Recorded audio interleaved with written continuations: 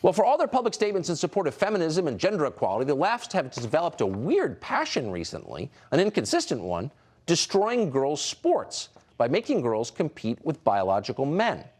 Florida Republican Congressman Greg Steube has introduced a bill into the House that would bar schools from using Title IX federal funds to support women's sports if biological men are allowed to compete in them. It makes sense. It's not a woman's sport if men are competing, right? And as recently as 15 years ago, that idea would have been too obvious to require a federal law. But today it has no chance of passing thanks to Democrats' control of the House. Congressman Steube joins us tonight. Congressman, thanks so much for coming on. Yeah, thanks so much for having me. Common Sense Award for sponsoring legislation that you'd think we wouldn't need. What is the argument against this? The argument against this is you're discriminating against people who identify as a woman that day and want the ability to compete.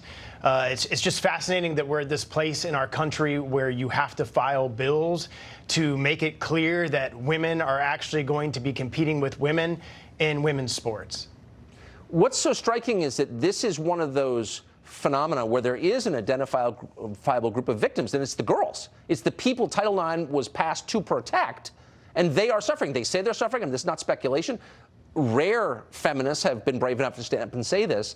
How can people who pretend they're feminists, that they're carrying the torch for women, support something that hurts girls? I don't know. And what's fascinating is even people who certainly aren't conservative, like Martina Navratilova, who is a great tennis great, she supports this legislation and was against the bill that the Democrats pushed, the ERA bill, because it redefined women's sports and allowed men to compete in women's sports. And so you even have people on the other side of the aisle that are going, hold on a second, this doesn't make sense.